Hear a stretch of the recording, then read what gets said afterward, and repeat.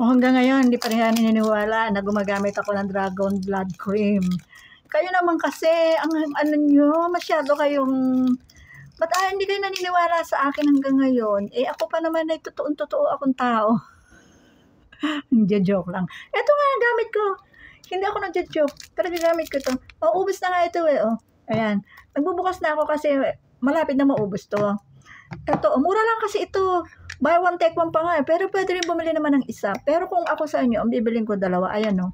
Kakatapos ko lang din kasi maglagay ng toner. Nag-toner na ako. So, kailangan ko naman maglagay ng Dragon Blood Cream. Retinol Dragon Blood Cream. Alam nyo kasi, hindi ako pwede matulog nang wala ito. Alam niyo bang ito yung kailangan ng mukha ko gabi-gabi para kinabukasan, press na press ang look ko. At wag niyong papansinin kung balabalanta ng puti dyan kasi matutulog lang naman ako. Papantayin ko pa ba? Hindi, pinapantay ko po yan. Mag-isa lang naman ako dito sa bahay. Kaya kailangan, kahit ano pa itsura ko, okay lang. Alam niyo kasi, pinapantay ko lahat yan kasi para pantay din ang puti ng mukha ko, tsaka ng liig ko. Ayan, hanggang dyan, naglalagay ako. Ganyan lang yan. O, diba? O, ayan o. O, diba? Ayan o. Tingnan nyo naman. Retinol Dragon Blood Cream lang yan. O, ayan, hanggang dito sa leg, pantayan. Kapag umaga, press na look, press na press. Walang halong joke. Totoo po mukha ito.